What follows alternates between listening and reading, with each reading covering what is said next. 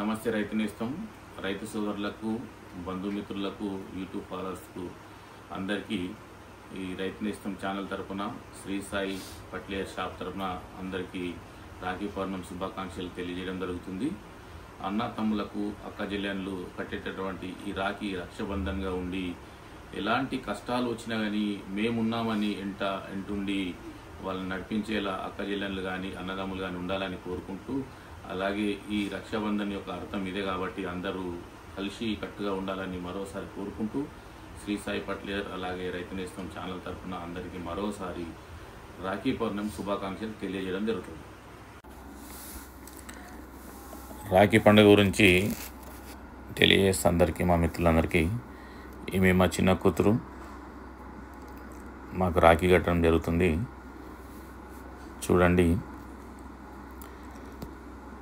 రాఖీ అనేది ఎందుకు వచ్చింది, రాఖీ పండుగ ఎందుకు చేసుకుంటాము అనేది మీకు ఒకసారి తెలియజేస్తా. రాఖీ కట్టడానికి గల అసలైన కారణం ఏమిటంటే, అందరూ అక్క చెల్లెళ్ళు వాళ్ళ సోదరులకు రాఖీ కడితే వాళ్ళు వాళ్ళ అక్క చెల్లెళ్ళకు రక్షణ ఇస్తారని అనుకుంటారు. కానీ అసలు నిజం ఏంటంటే, అక్క చెల్లెళ్ళు వాళ్ళ సోదరులకు ఎల్లప్పుడూ రక్షణ ఉండాలని ఈ రాఖీని కడతారు. అసలు పూర్వకాలంలో ద్వాపర యుగంలో శ్రీకృష్ణుడి చెల్లి సుభద్ర తన అన్నయ్య అయినటువంటి కృష్ణుడికి రాఖీ కట్టినప్పటి నుండి మనకు ఈ సాంప్రదాయము మొదలైంది. కాబట్టి అప్పటి నుండి మనము ఈ సాంప్రదాయాన్ని పాటిస్తూ అక్క చెల్లెళ్ళు రాఖీ కట్టడం జరుగుతుంది.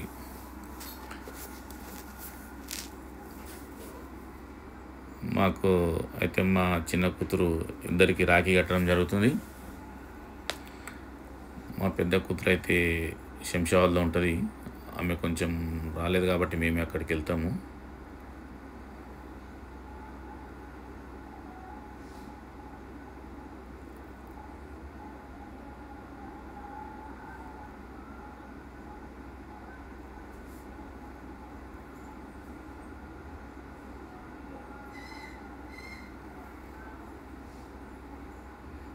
పూర్వకాలంలో కూడా రాజులు యుద్ధానికి పోయినప్పుడు వాళ్ళ చెల్లెళ్ళు మా అన్న యుద్ధంలో విజయం సాధించుకొని ఇంటికి గర్వంగా రావాలని కోరుకుంటూ వారు కూడా రాఖీ కట్టేవారు పూర్వకాలంలో. కాబట్టి ఈ సాంప్రదాయం అనేది జరుగుతుంది.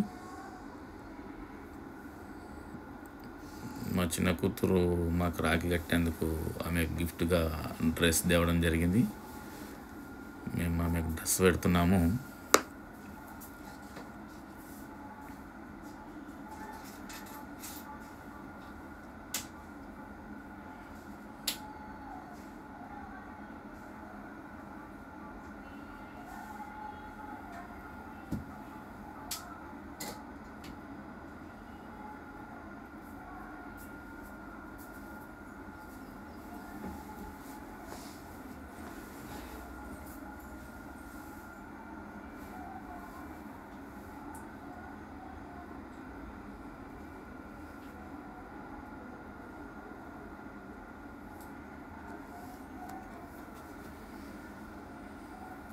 శంషాబాద్ వెళ్ళాము. మా మేకోనంపల్లిలో రాఖీ ముగించుకొని మా పెద్ద అమ్మాయి గాయత్రి మేము అక్కడికి పోయి కట్టించుకున్నాం కాబట్టి మాకు రాఖీ కట్టడం జరుగుతుంది. నాకు కడుతుంది ఫస్ట్.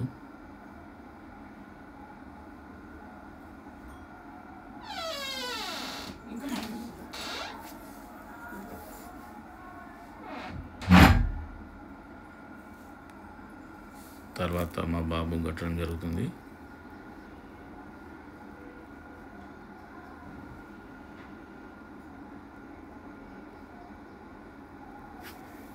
ఫస్ట్ చిన్న గుండెలు కట్టి నుండే తర్వాత పెద్ద రాఖీ కట్టడం జరుగుతుంది. పూర్వకాలంలో అయితే రాఖీలు కట్టుకుంటే మోచేయి వరకు వచ్చేటి, ఇంత పెద్దగా ఉండేటి. ఇప్పుడు మరి లేటెస్ట్గా చిన్నగా వస్తున్నాయి. మన పూర్వకాలంలో టీవీ కూడా ఎంత పెద్దగా ఉండేది, ఇప్పుడు ఎంత సన్నం వస్తున్నది. అదేవిధంగా ఇవి కూడా సన్నం వస్తున్నాయి రాఖీలు చిన్నగా. రావడం జరుగుతుంది. రాఖీ కట్టిన తర్వాత సీటు అనేది మాకు తినబెట్టి హారతితో ఎదుర్కోవడం జరుగుతుంది.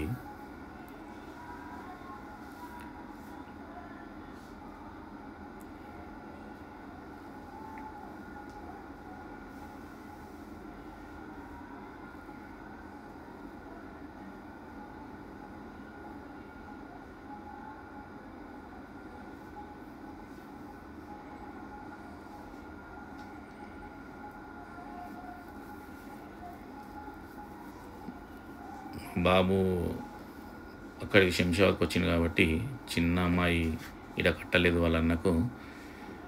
మా చిన్న కూతురు కూడా అక్కడనే కడుతుంది. రాఖీ శంషాబాద్లో సంబరాలు చేసుకోవడం జరిగింది.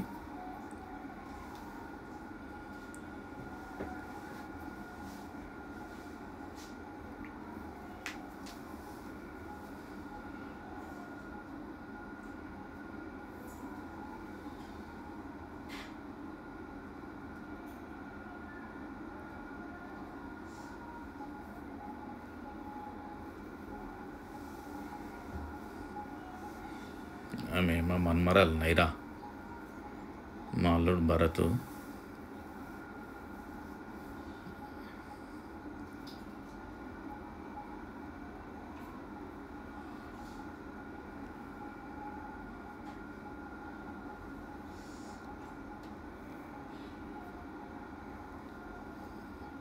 ఫోన్లో సాంగ్స్ పెట్టడం జరిగింది కాబట్టి ఆమె లేచి అక్కడ నుండి సాంగ్స్ వినడానికి వెళ్ళిపోయింది.